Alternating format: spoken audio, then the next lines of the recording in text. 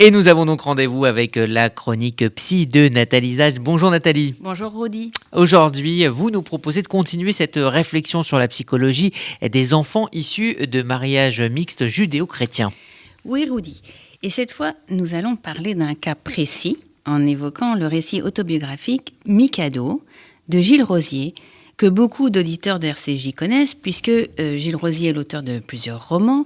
Il a longtemps dirigé la Maison de la Culture Yiddish. Il est le traducteur et spécialiste de la littérature yiddish et surtout, il a créé avec son épouse Anne-Sophie Dreyfus, il y a quelques années, la maison d'édition L'Antilope, consacrée à la littérature juive. Alors, Mikado, c'est le récit, sous forme de confession, d'un pan de la vie de l'auteur, plus précisément de son adolescence, le temps où tout se joue. L'orientation idéologique, sexuelle, professionnel, bref, le moment de transformation de l'être qui donne sa forme au restant de notre vie. Alors pourquoi vous parlez d'un livre de confession ? Parce que Mikado, c'est l'histoire d'un aveu. Rosier veut enfin dire à la face du monde que lorsqu'il avait 13 ans, tiens justement l'âge de la bar mitzvah, une fête religieuse juive mais qui, dans son cas, à l'époque, n'a précisément jamais été envisagée, donc quand il avait 13 ans, il a participé à un acte antisémite. Et c'est cet acte, semble-t-il, qui va être déterminant dans la relation de l'auteur à sa judaïté.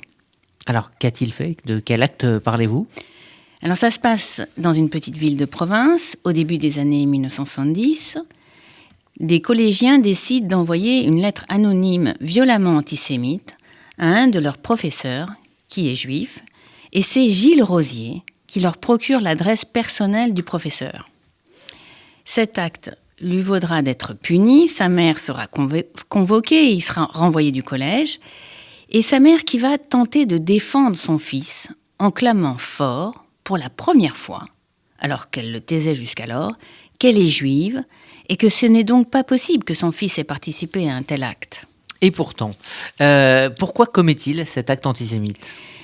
Mikado est un récit autobiographique qui est l'occasion d'une réflexion justement profonde et sincère sur le pourquoi et la signification d'un tel acte. Et si la mixité et sa singularité dans le cas de Gilles Rosier en étaient la raison profonde, car pour Gilles Rosier, tout est mixte, décalé. Sa mère est une juive d'origine polonaise, de tradition ouvrière, née à Paris, enfant caché pendant la guerre, dont la majorité de la famille est morte assassinée par les nazis. Elle a épousé par amour un bourgeois de province, de famille chrétienne, de famille résistant. Elle mène une vie de femme de patron, s'attachant à laisser de côté les traditions yiddish de sa famille parisienne. Il est vrai qu'elle n'a aucun moyen de transmettre son héritage culturel à ses enfants, puisque le monde dans lequel elle évolue désormais est à 1000 lieues de son univers d'origine juif, polonais, immigré, ouvrier. Elle vit au milieu de goïms qui ne pourraient imaginer ce monde dont elle est issue. Elle est seule là où elle vit. Et elle éduque ses enfants en mettant délibérément de côté sa judaïté, jetant un voile sur les souffrances du passé. Sachez, Rudy, qu'elle n'est pas la seule à avoir organisé une vie de manière à remodeler son identité. Je rencontre régulièrement des personnes comme la mère de Gilles Rosier. Pour ces survivants, tout se passe comme si la menace continuait son œuvre. Pour certains anciens enfants cachés orphelins, le mariage mixte en province a été, dans les années 60, une solution à leurs angoisses, un moyen d'oublier, aussi comme si la terreur vécue pendant la Shoah ne les avait jamais quittés. Mais alors, dites-moi Nathalie, est-ce que cela marche ? Est-ce que vraiment ils peuvent se cacher ? Est-ce que personne ne sait qu'ils sont juifs ? Est-ce que personne ne connaît leur vraie histoire d'anciens enfants cachés pendant la guerre ? Est-ce que ça c'est possible ?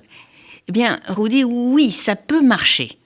Mais il arrive que ça craque. Et pour Gilles Rosier, précisément, ça craque pour plusieurs raisons. Gilles est un enfant à la sensibilité singulière, un enfant en décalage, un fils de bourgeois entouré d'enfants d'ouvriers, alors que son père est leur patron.